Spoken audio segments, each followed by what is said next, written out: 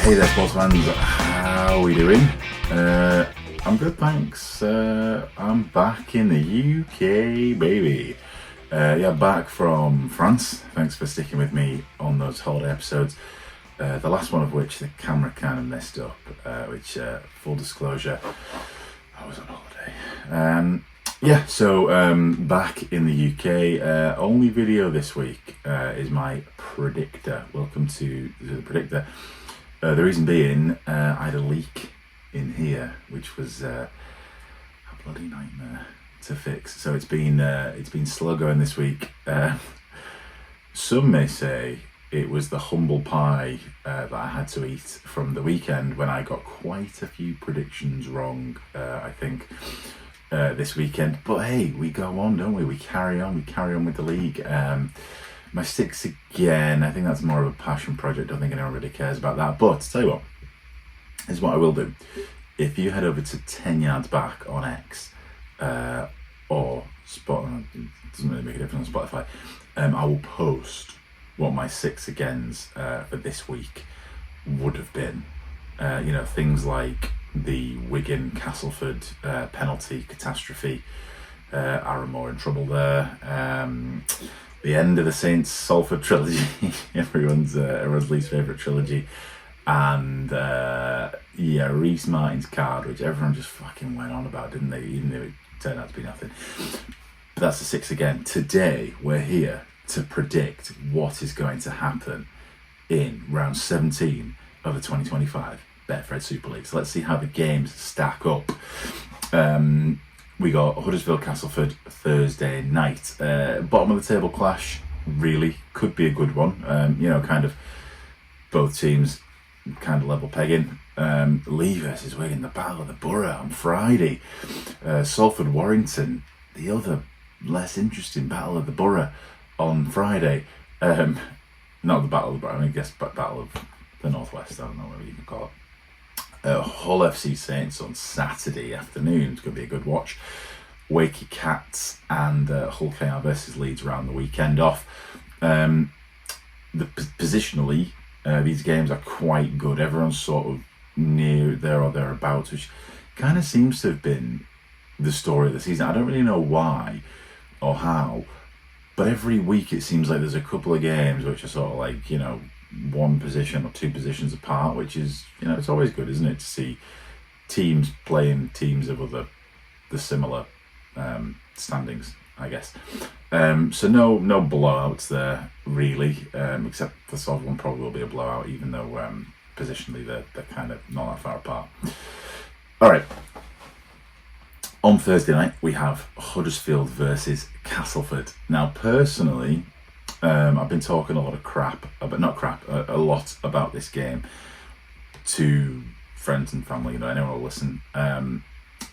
Because for me, this game, with all the talk of a 14-team league around, this game is big for that. Because what I always say with the 14-team league is, if you bring teams up, we're not really trying to pad out the top of the league. The top of the league is padded out already, Wigan, Warrington, Saints, Leeds, Hull KR now, Salford were contenders, Hull FC seem to do quite well. The top of the league sort of fine, it's the bottom of the league. We need to pad that out, bring up championship sides so that they can face Super League quality opponents and get better. So this game, I'm hoping, is going to be at least competitive, or give us a good show basically here. If it doesn't, then I don't really know what happens if it doesn't. I'm talking anything else.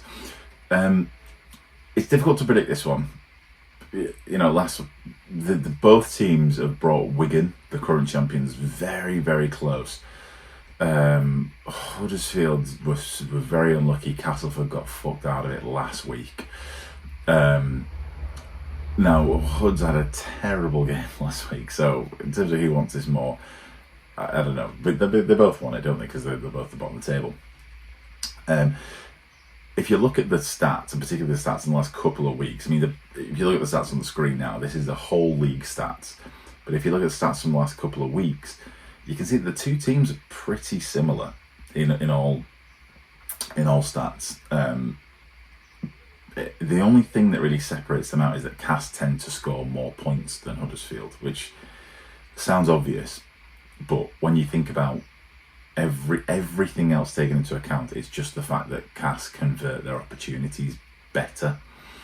So I think for Huddersfield here, it seems pretty obvious to me that Castleford, they've got basically the lowest offloads in the league at the minute.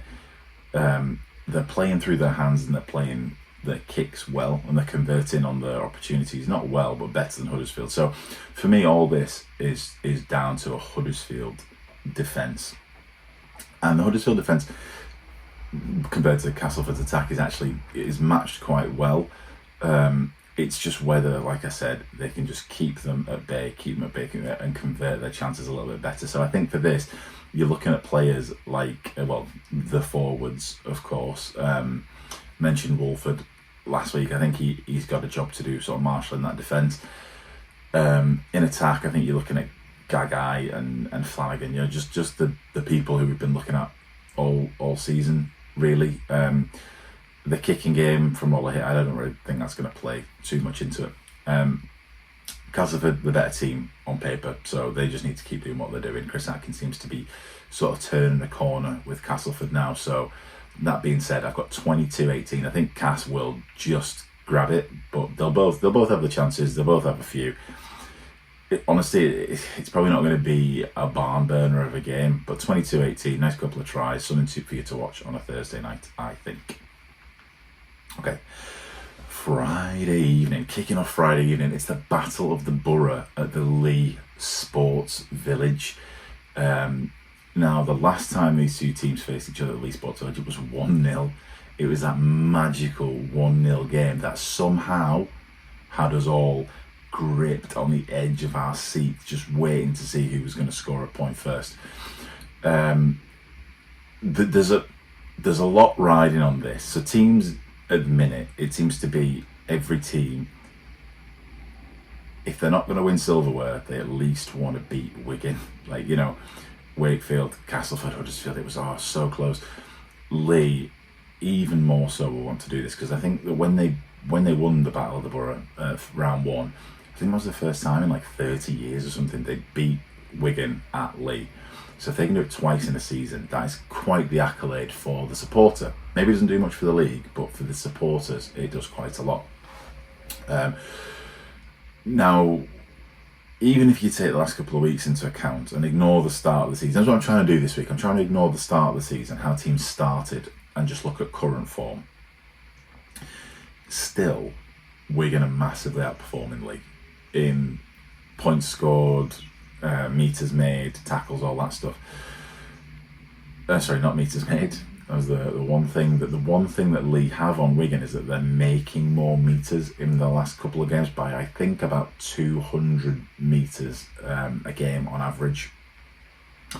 Again, that doesn't mean much unless you can convert it. But for me, that sets up quite nicely. Wigan's attack hasn't been spot on the past couple of weeks. It's been a bit lackadaisical. So if you can just pierce through a couple of times, get on the try line and just get over there, then you can win this game. So I think it's going to be 19-14. That might even be an aggressive score, to be honest. I think it'll be low scoring, it'll be very competitive, and I think if this score is correct, then Lachlan Lamb's going to be the man of the match, because what Leigh really need is to get there and convert their chances, which is really, really difficult to do. I think that Wigan are the hardest team in the league to score against in try-line defence. So if they're going to do this, we need some real clever kicks and real nice offloads. Lucky Lamb, also Amala Hanley last week did an absolute number with a couple of offloads that he had. So I think that's where they can do it. They can actually do it on the try line, and that's where they should be looking to do it. Wigan, I think what Wigan need to do this week to win this is figure out how to be sensational without Bevan French. And then they've done it before. Faramond is quite a good stand-in for a young lad. But I think Field needs to kind of step up into that quarterback. I know not quarterback as NFL connotations, but he's a fullback. He needs to sort of step a little bit into the halves and sort of perform that supporting role that French. I mean, French is always there. Field needs to make sure that he's always there. At this point, 1914, Leigh, I think, Lamb, man of the match, or Hanley, whichever you want. All right, the other game on Friday night lights over in Salford. Unfortunately, it's Salford versus Warrington. Now, I'm not going to go too far into this one. Warrington are having a bit of an ID crisis. George Williams, the captain, has said he's going at the end of the season. Who knows whether Sam Burgess will be here next season. The weird thing about this is that, remarkably, on paper, when you look at all the stats from the past six weeks, the two teams are really, really similar. And the weird stat for me in this is that Warrington are actually making more tackles on average than Salford are over the past couple of weeks, which, when you look at it, Salford, I mean, Saints have made, this week when Salford played Saints made 3 times as many metres as Salford did. The time before that, twice as many. Similar story with Hull when they played Hull FC. So Salford are getting battered, but somehow Warrington seem to be on the back foot a little bit more often in their games. Sorry, Warrington do than Salford are in general. The thing is, though, their attack is better, so they're making more busts, which means they're poking through the line a lot better and scoring more tries. I think this is a foregone conclusion. To be honest, I don't think Salford are going to win, so 30 points to 6. I know I clutch at straws every week with Salford, but last week, on paper, the side that Salford put out last week against Saints was the best they've had all season. Obviously, they got battered last week, 58-0, I think it was. If that side can front up and put on a really good show against Salford like they did against Hull the week before, they can rattle Warrington, I think. And they could potentially walk away with quite a few points. Maybe not the win, but quite a few points and make it quite a good game. So that's what I'm hoping for. 30 points to 6 is just what the stats are telling me. I'm hoping for a performance from Salford here. I think they can do it. All right, Hull FC versus Saints. Now, I've been looking forward to this one for a while because all season Hull FC and Saints have been there or thereabouts, and I think the styles of both teams are quite opposite. So I've talked a lot about Hull FC's admirable sort of brick wall, the black and white wall. That used to be Saints. So there's quite a few players in that Saints team, if they are playing, if they're not injured, who have that in their sort of muscle memory to just be that wall. However, for whatever reason, even though that wall won them 4 championships on the bounce, the Saints fans and media and other fans want Saints to be this magic attacking team like they were under Justin Holbrook, not the defensive team they were under Christian Wolff. It doesn't matter. We've got 2 teams who are playing very different styles, is the point of that. Now, you can't really look too much into the stats here, not even particularly the recent stats, because Saints have played Salford twice in the past 6 weeks, scoring over 100 points. Over 100 points difference.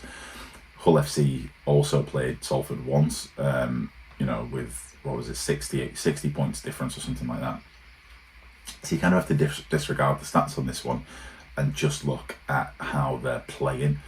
Now, personally, and this is my opinion on Hull FC, I think that what Saints really need to do is just keep them away from their line. Keep them, that 20 metre line should be treated like your try line in this game, because I think that the way they're playing, both teams are playing, if Hull FC can eke out there and play a significant portion of the match in that 20 metre zone, Saints are knackered, because they're too young, they're too inexperienced, they're too. I mean, the Saints scramble's good, but I don't think it's good enough to handle Hull FC's brick wall, both in attack and defence.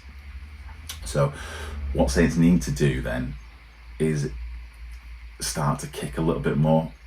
I think Moses Mbai and George Whitby have done really well over the past 10 weeks, probably, is it? In being those kicking generals, you know, these airstrikes that they keep doing. They need to do more of that and less of this running it to the line, because I think Hull FC are going to shut that down and you're going to give up quite a lot of field possession. So I think field possession here is key. It's that territory battle is going to be the key here. So I think if Saints win, you're looking at probably Tristan Saylor or Harry Robertson for man of the match, for breaking down the defence, of poking holes in the defence and getting the team through. I think if Hull FC win, I think Hardacre could be quite a big influence on this match. He's quite an agile second row, playing out there with it doesn't really matter whose wing he's on. I think he's on the wing that has Robertson on it as well. So, you know, Hardacre's a great player, and he's sort of that hybrid right now that I think Saints are fine playing against, because their second rows are basically outplaying. It's been demolished recently. So I've got this at 22-12, Saints taking the victory. Again, that's just the numbers. The numbers here are quite skewed because Saints have scored quite a lot of points unanswered recently for whatever reason. All right, Saturday afternoon, Wakefield versus Catalans. So this is a difficult one to predict as well, because Catalans have just been all over the place recently. 3-0 in a row, getting the record for the biggest points drought in Super League history. But then smashing Huddersfield, smashing a confident Huddersfield to bits last week. Wakefield at the minute, I think, despite what happened on Thursday against Hull KR, Wakefield are kind of Mr. Consistency at the minute. You can count on them. The one thing that I've got to say against Wakefield at the minute is that their pack is destroyed, and as we know, Catalans are known for having very, very strong forward presence in games, even to the point of, you know, lying on a bit too long and causing a bit of controversy. And Wakefield struggle with that. Wakefield really need to be on the front foot, or like to be on the front foot rather. I'm not saying they can't do it. So Wakefield beat Catalans last time out by a drop goal, I think, or maybe it was the other way around actually. I can't remember. Either way, I've got Wakefield winning this one 24-16.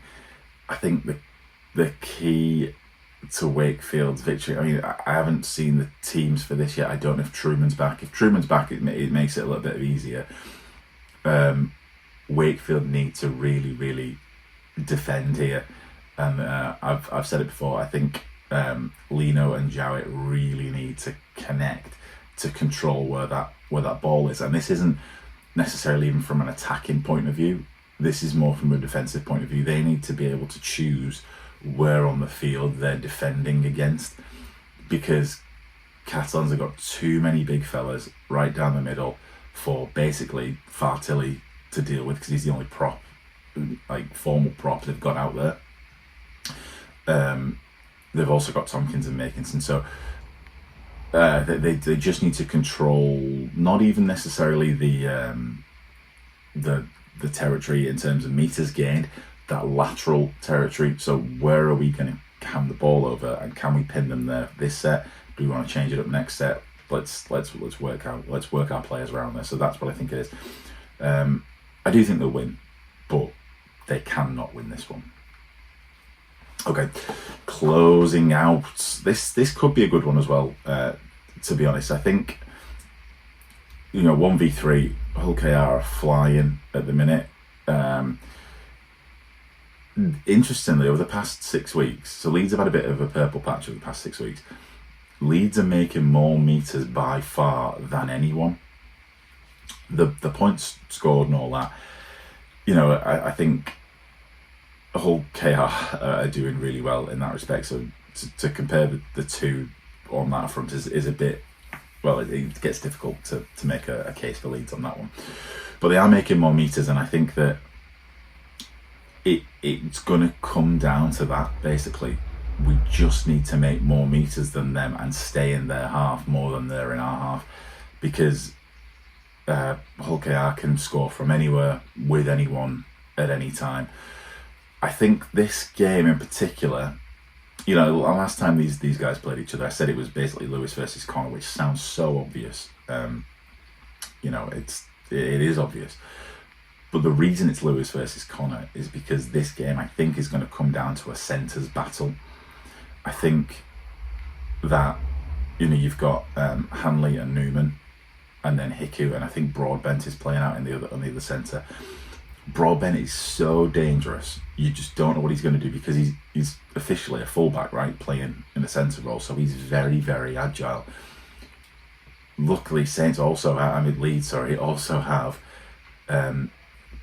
Newman, who's a very agile centre, but then Hanley, who's basically a winger, playing at centre. So I think that those edges of the field is where this game's going to be decided, and it's down to Connor and Lewis as to exactly how they get the ball to those centres. When, you know, is it going to be a kick? Is it through the hands? And when they do it, I was going to sneeze. And that's what's going to decide the game, I think. So 24-12. Hull KR, I think I'm going to take... That's what the stats are telling me. It's hard to argue with Hull KR's performance at the minute for the whole season. I mean, they've lost one game all season. That's pretty astounding there, isn't it? All right, so this is how we've got it. My winners, Castleford, Leigh, Warrington, Saints, Wakey and Hull KR. Happy to be wrong on any of those, really, because it could be a very interesting weekend with some really good games. A lot of these games are games that the teams involved in them will have been eyeing up for a while. You know, it's quite an even match here. So, you know, Castleford and Huddersfield, each team thinks that they can win that one. Saints have been eyeing up Hull for a while because they've been so close and leapfrogging each other in the season. Leeds just want to go at Hull KR, don't they? They just want to go at Hull KR in current form. That's where it is. All right. So they're my predictions. Let me know what you think. Let me know what your predictions are, what you think of mine, who you think of my players to watch. And I'll see you next week for a round review. Enjoy.